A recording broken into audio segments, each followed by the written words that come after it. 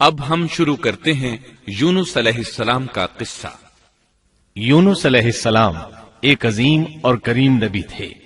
ان کا قصہ قرآن کریم میں ایک انوکھا قصہ ہے۔ آپ کے والد کا نام متا تھا اور آپ سیدنا ابراہیم علیہ السلام کی نسل سے تھے۔ آپ کا ایک نام ذوالنون بھی ہے، یعنی مچھلی والے۔ النون کا مطلب ہے مچھلی۔ اسی طرح آپ کو صاحب الحوت بھی کہا جاتا ہے۔ اللہ تعالیٰ نے آپ کو ان سب ناموں سے پکارا ہے۔ آپ کو ایک عظیم بستی کی طرف مبعوث کیا گیا۔ اس بستی کا نام نینوا تھا۔ یہ عراق کے شمال میں واقع تھی، موصل کے بالمقابل تھی۔ ان دونوں کے درمیان دریائے دجلہ واقع تھا۔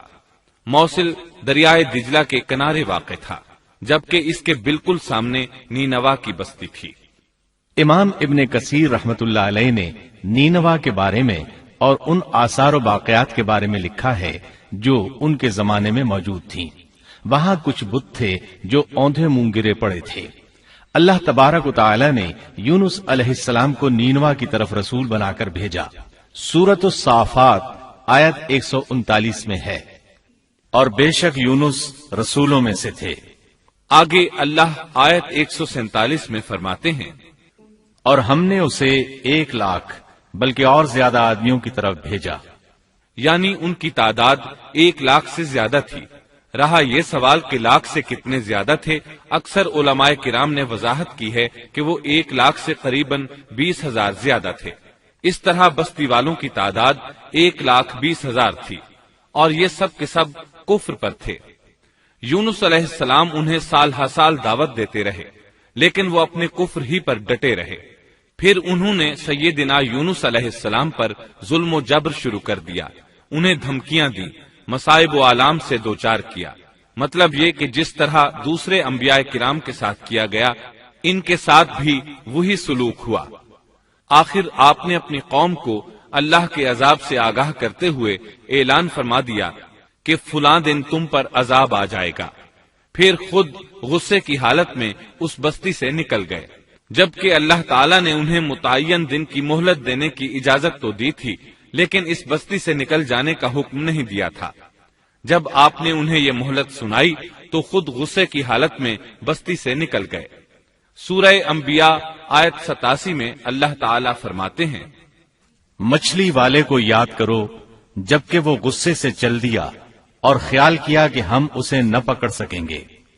اس آیت کی تفسیر میں امام رازی رحمہ اللہ لکھتے ہیں، جس نے یہ گمان کیا کہ اللہ تعالیٰ اسے پکڑنے کی قدرت نہیں رکھتا، وہ آدمی کافر ہے۔ سیدنا امیر معاویہ رضی اللہ عنہ سے روایت ہے، انہوں نے سیدنا ابن عباس رضی اللہ عنہما سے کہا، آج رات قرآن کریم کی چند آیات کے معانی میں الجھ کر رہ گیا ہوں۔ مجھے کوئی راستہ سجھائی نہیں دے رہا کہ اس الجھن سے کس طرح نکلوں۔ مجھے بس آپ ایسے نظر آتے ہیں جو ان آیات کا مطلب بتا سکتے ہیں۔ کم از کم میں ان آیات کی تفسیر اور تعبیر نہیں سمجھ سکا۔ ابن عباس رضی اللہ عنہما نے پوچھا، وہ کون سی آیات ہیں؟ سیدنا امیر معاویہ رضی اللہ عنہ کہنے لگے، یونس علیہ السلام کا یہ خیال کرنا کہ اللہ تعالیٰ ان پر قدرت نہیں رکھتے۔ یہ سن کر سیدنا ابن عباس رضی اللہ عنہما نے فرمایا، اس سے مراد یہ نہیں۔ یہ لفظ قدر یہاں تنگی کے معنی میں آیا ہے، قدرت اور طاقت رکھنے کے معنی میں نہیں۔ اللہ تعالیٰ نے قدر بمعنی تنگی اور قدر بمعنی قدرت دونوں کا استعمال کیا ہے۔ تنگی کے معنی کی مثال سورۃ الطلاق آیت نمبر 7 میں ہے، اور جس پر اس کے رزق کی تنگی کی گئی ہو، اسے چاہیے کہ جو کچھ اللہ تعالیٰ نے اسے دے رکھا ہے اسی میں سے اپنی حیثیت کے مطابق دے۔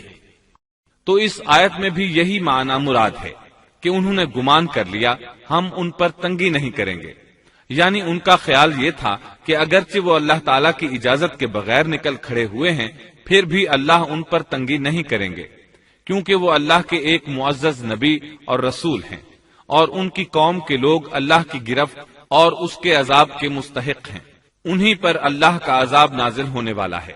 اس عذاب کی خبر انہیں پہلے ہی سنا دی گئی ہے اور مہلت دے دی گئی ہے، مگر وہ خود اگرچہ اللہ کی اجازت کے بغیر ہی چلے آئے ہیں، پھر بھی انہیں سرزنش نہیں کی جائے گی اور وہ کسی گرفت میں نہیں آئیں گے۔ اللہ تعالیٰ ان کے لیے کوئی تنگی نہیں فرمائیں گے۔ اللہ تعالیٰ سورۃ الانبیاء آیت 87 میں فرماتے ہیں، اس نے خیال کیا کہ ہم اسے پکڑ نہیں سکیں گے۔ مطلب یہ کہ ہم انہیں کوئی سزا نہیں کریں گے اور ان پر کسی طرح کی تنگی نہیں کریں گے، اور وہ سمندر کی طرف چل دیے۔ انہی دنوں میں عذاب الہی کی کچھ علامات نینوا بستی پر ظاہر ہونا شروع ہو گئیں۔ ایک بہت بڑا سیاہ بادل ان کی طرف بڑھنے لگا۔ اس بادل میں آگ کے شعلے دکھائی دینے لگے۔ ان لوگوں نے یہ بادل ان متعین دنوں میں سے پہلے ہی دن دیکھ لیا۔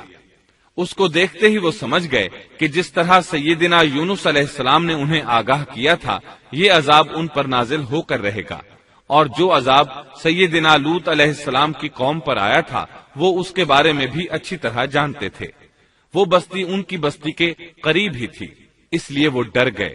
ان کے سردار جمع ہوئے اور کہنے لگے، جیسے تم سے پہلے لوگوں پر عذاب اترا کرتے تھے، تم پر بھی یہ نازل ہو کر رہے گا، جلدی کرو، سب جمع ہو جاؤ۔ چنانچہ انہوں نے اس بات پر اتفاق کر لیا کہ سیدنا یونس علیہ السلام نے بالکل سچ فرمایا تھا۔ اللہ کی قسم، یہ بالکل وہی عذاب ہے، تم اللہ کے عذاب سے نجات نہیں پا سکو گے۔ اس سے بچنے کی ایک ہی صورت ہے کہ تم ایمان لے آؤ اور توبہ کر لو۔ اس طرح وہ سب کے سب ایمان لے آئے، لیکن سیدنا یونس علیہ السلام وہاں موجود نہیں تھے۔ ان کی عدم موجودگی میں یہ سب کے سب یعنی 1,20,000 افراد ایمان لے آئے۔ انہوں نے پیوند لگے کپڑے پہنے اور اللہ کے حضور عاجزی، انکساری اور آہوزاری شروع کر دی، رونے لگے، اللہ سے بخشش مانگنے لگے، پھر اسی حالت زار میں باہر کھلے میدان کی طرف نکل آئے۔ ان کے سرداروں نے سب کو الگ الگ کر دیا، یہاں تک کہ ماں اور بیٹے کو بھی جدا کر دیا۔ سب اپنی اپنی جگہ پر یعنی ماں اپنی جگہ پر اور بیٹا اپنی جگہ پر آہوزاری کرنے لگے تاکہ ان پر اللہ تعالی کی رحمت نازل ہو جائے۔ یہ عذاب 3 دن تک ان کے سروں پر منڈلاتا رہا، اور یہ بھی مسلسل آہوزاری کرتے رہے، اپنی عاجزی ظاہر کرتے رہے، معافیاں مانگتے رہے۔ آخرکار اللہ تعالیٰ نے ان پر رحم و کرم فرما دیا اور عذاب کو ان سے پھیر دیا۔ اللہ تعالیٰ سورہ یونس آیت 98 میں فرماتے ہیں، چنانچہ کوئی بستی ایمان نہ لائی کہ ایمان لانا اس کے لیے فائدہ مند ہوتا سوائے یونس کی قوم کے۔ مطلب یہ کہ سابقہ امتوں میں سے کسی کے بارے میں یہ سننے میں نہیں آیا کہ پوری قوم ایمان لے آئی ہو۔ تمام بستیوں میں ایک بھی بستی ایسی نہیں تھی، بس ایک یونس علیہ السلام کی قوم ایمان لے آئی۔ اللہ تعالیٰ سورہ یونس آیت 98 میں فرماتے ہیں، جب وہ ایمان لے آئے تو ہم نے رسوائی کے عذاب کو دنیاوی زندگی میں ان پر سے ٹال دیا اور ان کو ایک وقت تک کے لیے زندگی سے فائدہ اٹھانے کا موقع دیا۔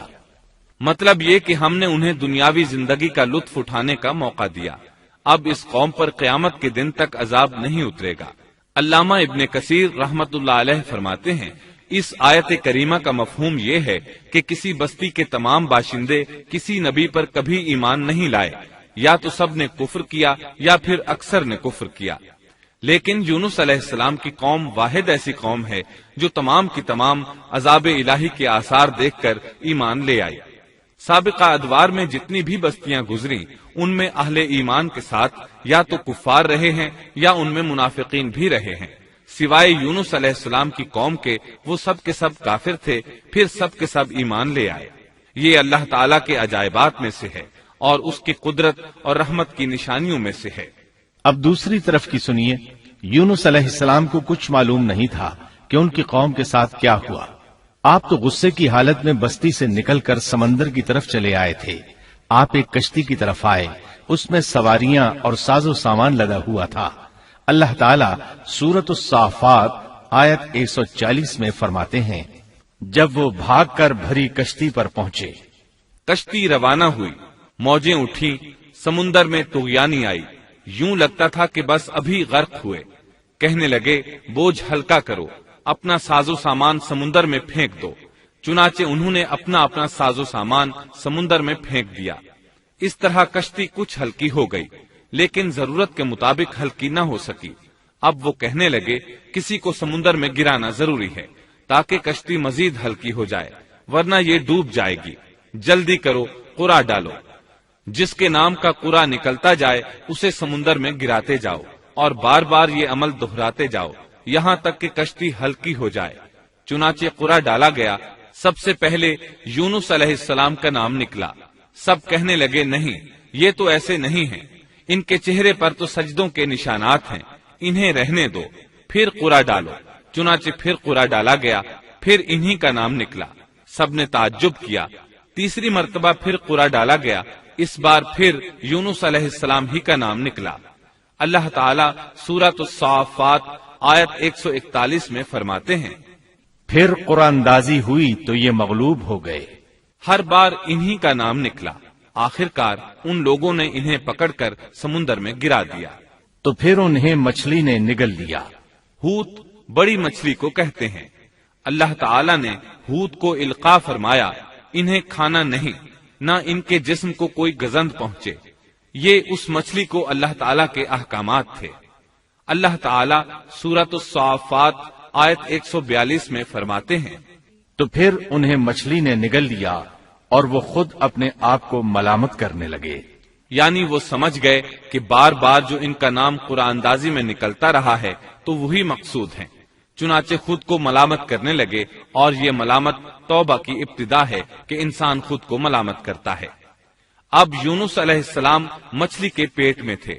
اللہ کی قدرت، آپ مچھلی کے پیٹ میں 3 دن تک رہے، بعض روایات میں 7 دن اور زیادہ سے زیادہ مدت 40 روز آئی ہے۔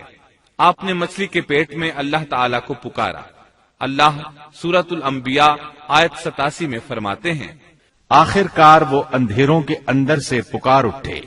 علماء نے یہاں 3 اندھیروں کا ذکر کیا ہے، مچھلی کے پیٹ کا اندھیرا، سمندر کا اندھیرا اور رات کا اندھیرا۔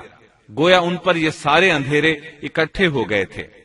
اللہ سورۃ الصافات آیت 143 اور 144 میں فرماتے ہیں، پس اگر یہ پاکی بیان کرنے والوں میں سے نہ ہوتے تو لوگوں کے اٹھائے جانے کے دن تک اس کے پیٹ ہی میں رہتے۔ مطلب یہ کہ اگر آپ اللہ تبارک و تعالی کی تسبیح نہ بیان کرتے تو مچھلی کے پیٹ ہی میں رہتے۔ آپ نے دعا نہیں مانگی بلکہ اللہ عز و جل کی تسبیح بیان کی۔ روایات میں یوں بھی آتا ہے کہ جب مچھلی آپ کو سمندر کی اتھاہ گہرائی میں لے گئی تو آپ وہاں آبی مخلوقات کی تسبیحات کی آوازیں سننے لگے۔ گویا اللہ تعالیٰ نے انہیں القاء فرمایا کہ آپ بھی تسبیح کریں۔ اللہ سورۃ الانبیاء آیت 87 میں فرماتے ہیں، بالآخر وہ اندھیروں کے اندر سے پکار اٹھا کہ الہی تیرے سوا کوئی معبود نہیں، تو پاک ہے، بے شک میں ظالموں میں ہو گیا۔ چنانچہ یونس علیہ السلام نے اس تسبیح کے الفاظ کو یوں ادا فرمایا۔ امام احمد، امام ترمذی، امام نسائی اور دیگر ائمہ رحمہم اللہ نے یہ حدیث نقل کی ہے کہ یونس علیہ السلام کی وہ دعا جو انہوں نے مچھلی کے پیٹ میں مانگی تھی وہ یہی ہے۔ جو بھی مسلمان یہ دعا اپنی کسی حاجت میں مانگے گا، اللہ تعالیٰ اس کی دعا ضرور قبول فرمائے گا۔ یہ دعائے مستجاب ہے، مقبول دعاؤں میں سے ہے۔ اسی دعا کے بعد اللہ تعالیٰ نے یونس علیہ السلام کو اس پریشانی سے نجات عطا فرمائی۔ اللہ سورۃ الانبیاء آیت 88 میں فرماتے ہیں، تو ہم نے اس کی پکار سن لی اور اسے غم سے نجات دے دی، اور ہم ایمان والوں کو اسی طرح بچا لیا کرتے ہیں۔ ایک صحابی نے نبی کریم صلی اللہ علیہ وسلم سے پوچھا، اے اللہ کے رسول صلی اللہ علیہ وسلم، یونس علیہ السلام نے جو دعا مچھلی کے پیٹ میں مانگی، کیا وہ صرف انہی کے لیے تھی یا ان کے بعد اہل ایمان کے لیے بھی ہے؟ تو آپ نے فرمایا، یہ دعا یونس علیہ السلام کے لیے خاص تھی اور سب اہل ایمان کے لیے عام ہے۔ کیا تم نے اللہ تعالیٰ کا یہ فرمان نہیں سنا؟ اور ہم ایمان والوں کو اسی طرح بچا لیا کرتے ہیں۔ جو بھی اس دعا کو پڑھے گا اللہ اسے رنج و غم سے نجات دیں گے۔ ایک قول کے مطابق تقریباً 40 روز آپ کی شب و روز یہی دعا رہی۔ اس مدت کے ختم ہونے پر اللہ تعالیٰ نے آپ کی دعا کو قبولیت بخشی۔ مچھلی ساحل پر پہنچی، انہیں کنارے پر ڈالا اور واپس چلی گئی۔ اس بات کو اللہ تعالیٰ نے سورۃ الصافات آیت 145 میں یوں بیان فرمایا ہے، بس اسے ہم نے چٹیل میدان میں ڈال دیا اور وہ اس وقت بیمار تھے۔ آپ وہاں اسی طرح لیٹے رہے۔ پھر اللہ کی قدرت سے آپ کے قریب ایک بیلدار درخت اگا، جیسا کہ سورۃ الصافات آیت 146 میں ہے۔ اور اس پر سایہ کرنے والا ایک بیلدار درخت ہم نے اگا دیا۔ اس کدو کے درخت کے متعلق مورخین کا کہنا ہے کہ اللہ تعالیٰ نے اس درخت کا انتخاب اس لیے فرمایا تھا کہ اس درخت کے پتے چوڑے ہوتے ہیں، ان کے سائے میں انہیں ڈھانپ دیا گیا تاکہ ہوا سے اذیت نہ پہنچے، اس لیے کہ ان کے جسم سے جلد اتر گئی تھی۔ پھر اس درخت سے خوشکن خوشبو بھی آتی تھی، اس خوشبو نے انہیں فرحت بخشی۔ پھر کدو کی خوشبو میں ایک خصوصیت یہ تھی کہ حشرات الارض کو دور رکھتی ہے۔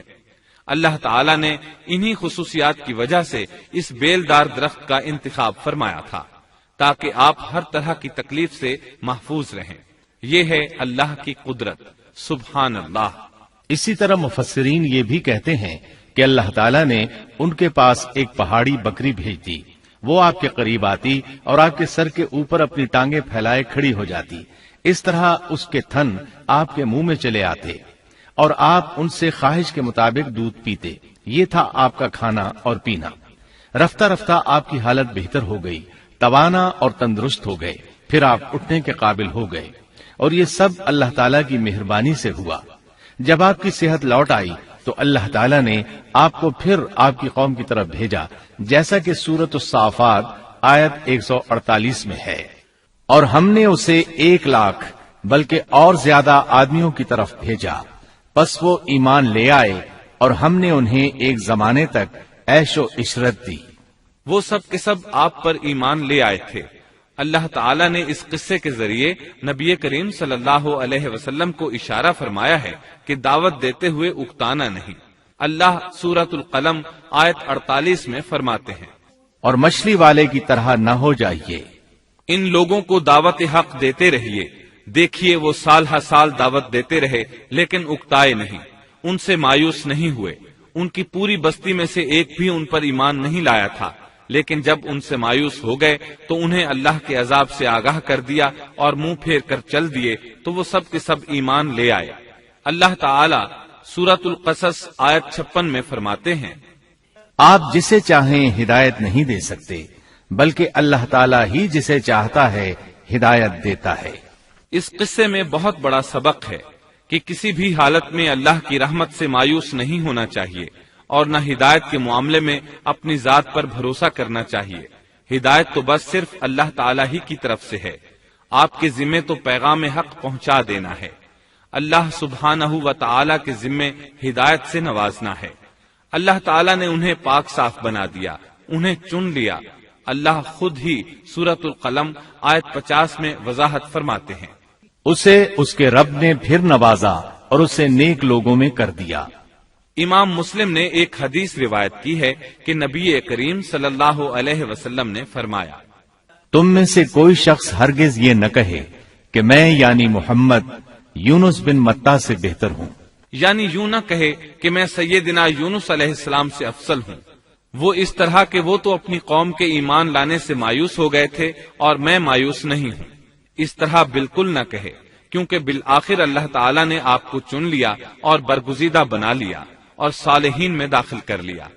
اس واقعے میں نبی کریم صلی اللہ علیہ وسلم کو جو ہدایت دی گئی ہے اس کا ذکر سورۃ القلم آیت 41 میں آتا ہے، پس تو اپنے رب کے حکم کا صبر سے انتظار کر اور مچھلی والے کی طرح نہ ہو جا۔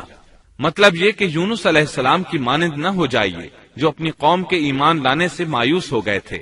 یقیناً دین کی دعوت اور حق کے پرچار میں یہ بہت عظیم سبق ہے کہ داعی اللہ کو کبھی مایوس نہیں ہونا چاہیے۔ یونس علیہ السلام کا قصہ ختم ہوا